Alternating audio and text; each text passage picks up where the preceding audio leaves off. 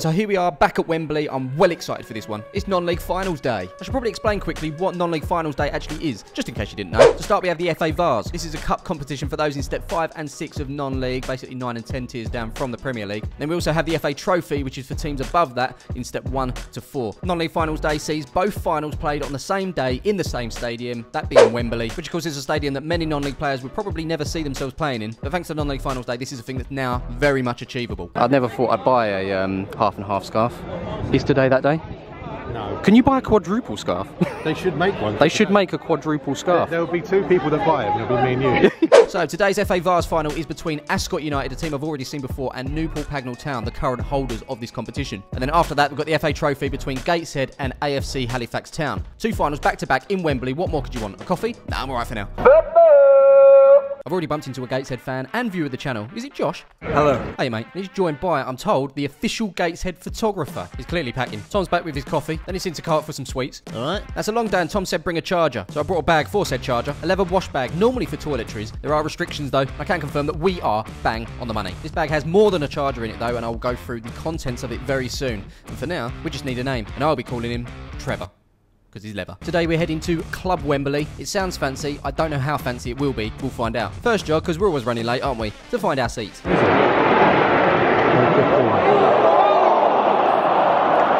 Actually 25 minutes late plus stoppage time. But Tom's impressed with the seats. I don't know what you've done. I don't know how much money you paid, but this is hospitality. Padded seats, private bars.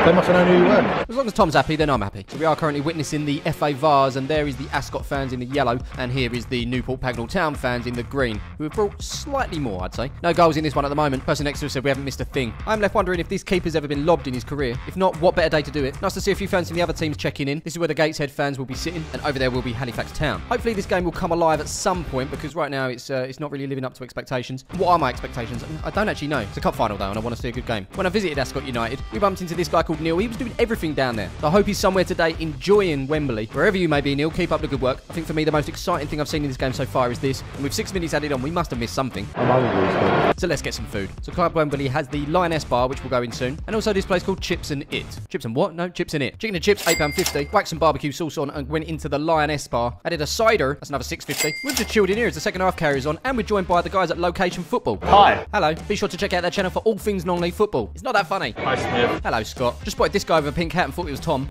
It's not Tom. Ooh, pink hat friends. Tom and I then leave for the second half, which has already kicked off. Not forgetting Trevor, of course. And en route out of here, something I'm not aware of as a Spurs fan, silverware. However, the first name I see at the top is Tottenham Hotspur. I guess all I can say is big up the black and white days. And big up the Wanderers, by the way, who won the FA Cup 3 times in a row, 5 in total, and currently joint 9th in the standings, alongside Everton and West Brom. They ain't been around since 1887. So we head back to our set. I still haven't had popcorn at the football. 249 is where we're heading, and we walk in on a substitution. 73 on the clock, that was a long second. And we are still 0-0. Despite the lack of action, Newport Pagnell fans are making a day of it. Meanwhile, Ascot have a free kick, and Tom was very good at telling me I told you so, as he got everything spot on in the National League final. I'm not telling you nothing this time, mate. Apart from the fact that this will lead to nothing. Well, let's see if he's right. Please say it. It's the second final in as many weeks where I've seen a number 2 come onto the field and not start. Interesting. What if I told you it's taken almost 80 minutes to see a bit of action?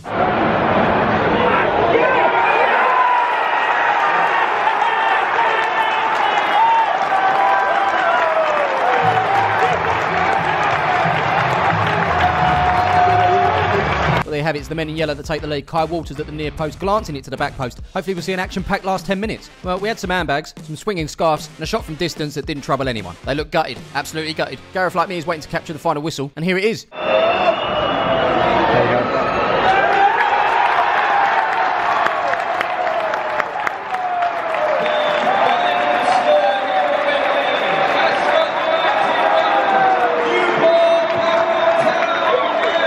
Alright mate, you're in my shot. What a moment for this lot. They won the combined Counties North Premier Division with 102 points and just won the FA Vars at Wembley. It doesn't get much better, does it? It wasn't a great game for the neutral, but the fans won't care, and it was unfortunate for Newport Pagnell. They were the holders but couldn't quite make it. Back-to-back wins. Whilst we wait for the trophy lift, confirmation of what's inside Trevor. We have a battered iPhone 13 mini, 1 battered leather wallet, mini Trevor if you like, a jacket in case the weather turns, a set of keys, the charger, and those sweets we bought earlier. Oh, and chewing gum. And so Ascot made their way to the top of those famous Wembley steps, and here they are lifting the trophy, which was rudely interrupted by copyrighted music. We've got no time for that, have we? And talking of time, we've got a a lot of time until the next game. Just over 2 hours, in fact. So let's grab a beer, and while I do that, I'm going to tell you how you can get yourself 8 beers for free. Lads and ladies, who wants some new, exclusive, but most importantly, free beers from one of the best breweries in the UK?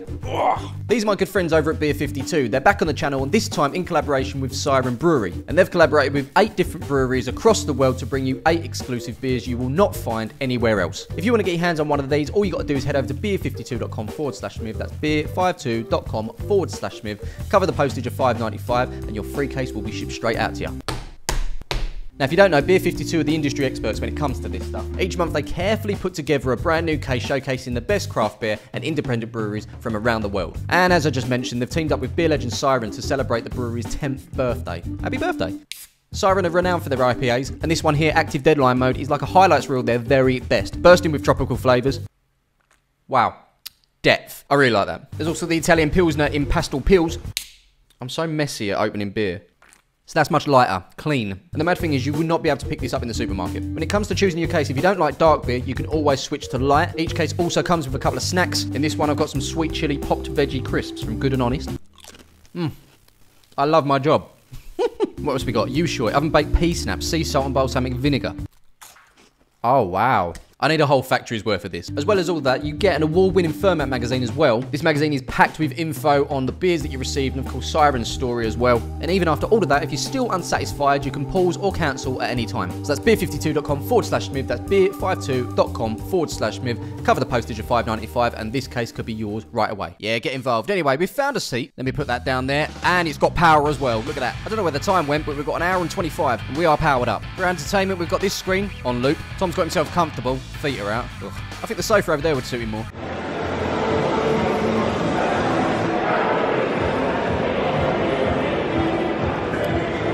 I saw a photo man without a camera, and then I become really bored. I think I might have broke my nose once.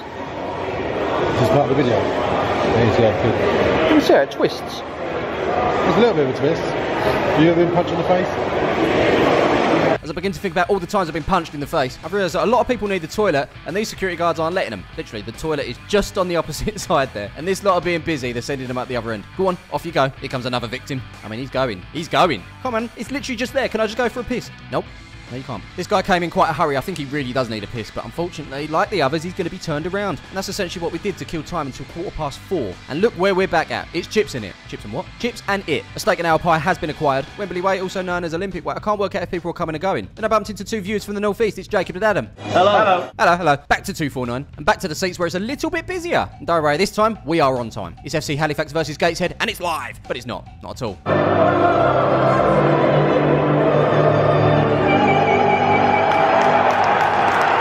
So the top of the pie came off extremely easy. Steak and ale pies normally come with a subtle taste, but this is very, very ale-y. Here's Azizu with their official ball carrier. Sponsors, of course, of both matches today. And I've never seen anything like this, apart from at Euro 2020 at every game ever. And just like that, we have kicked off. Hoping this game will be better than the last. As to be said, the atmosphere's certainly up. Finished the pie, by the way. Mediocre at best. It's nice to see some of the Ascot fans have stayed behind and made a day of it. Not as many Newport Pagnell, but understandable. And then you got these two, just chilling in the corner. Have we got restricted view? I guess we have. Question for the comments. You've taken your team to Wembley. Are you suiting and booting, or are you keeping it casual in the training gear? Let me know, let me know. You notice that I haven't given you any action in this game yet, and we're starting to get worried that we might have a repeat of the last game. And that, quite frankly, would be tragic. Despite the restricted view, I'm doing what I can and overcoming this obstacle. The only way we get around it is a haircut. Short back and sides, a little bit off the top, you know. If anyone's going to score, it's looking like Halifax the more likely at the moment. It's worth pointing out that this is the first ever final between 2 Phoenix sides. These sides went under, they've come back, rose from the ashes, and here they are. It's getting to that time, isn't it? Grab a pint and maybe popcorn. The good thing about this game so far is we are having slightly more chances. The only problem is they're not on target. Oh, hang on, what?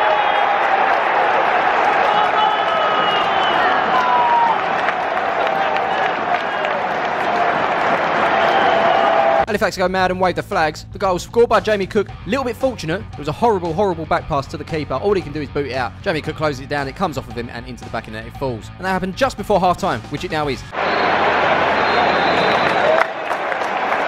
The punters flock to grab a pint or take a piss. A demonstration as to what's going on in the men's toilets right now. Stuart Pearce then pretends to know what he's talking about. And on that note, Tom and I, and of course Trevor, we're going to change seats because there's plenty of free ones. And here you are. Our new view is... It's nice, isn't it? Good angles. Great view of everyone coming in. Just a little bit late for the second half after queuing up for popcorn. I know I keep talking about popcorn. I'm not going to do it. I'm not going to do popcorn at the football. You will never see me eating popcorn at the football, alright? First action of the game is a beach ball in the crowd. And quite frankly, Gateshead need to pull their finger out and do something, because as it stands, they're going to be going home empty-handed. And just to be clear, it's a long way home. Currently resting legs because we can. And as we approach the hour mark, it's the Halifax fans that seem the happier. Obviously. Let's not take away the fact that a few people down the front are trying to drum up a bit of atmosphere. Back on the pitch, nothing continues to happen. A couple of seats in front, we find a sticker. Tom loves stickers. And Gateshead have woken up.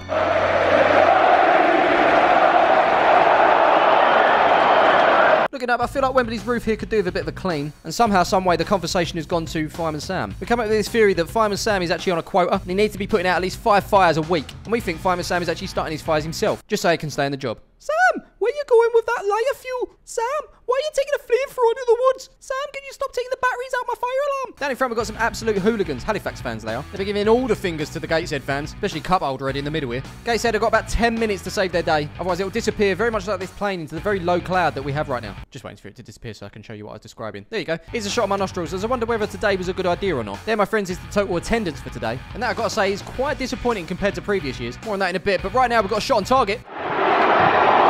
Then we've got an obvious dive.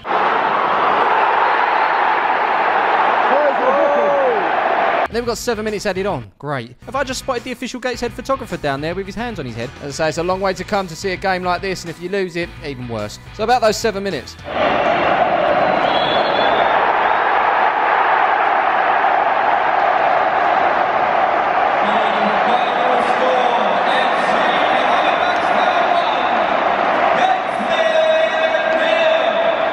Just sitting here finishing this off, and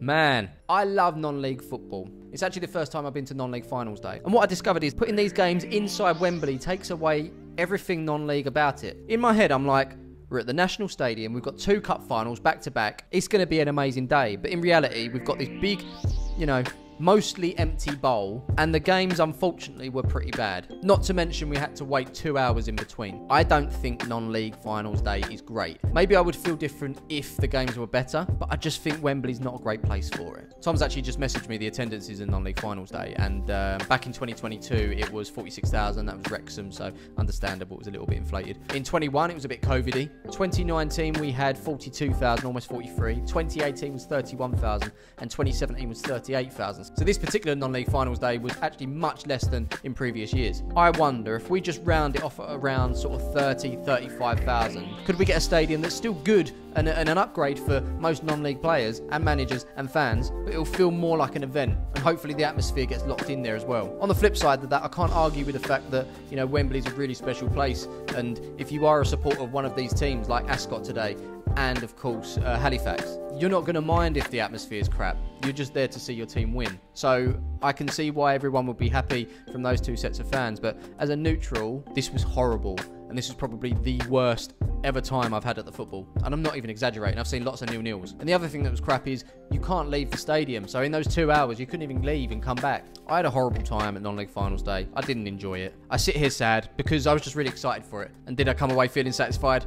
Absolutely not. And that is my honest opinion of non-league finals day. Hope you enjoyed the video, but we'll be back soon with some more football. Let me know in the comments below what else you want to see on the channel. And yeah, I'm sorry it had to end like this, but I just had to give an honest opinion. I couldn't just pretend it was a good day, because it wasn't. It was awful.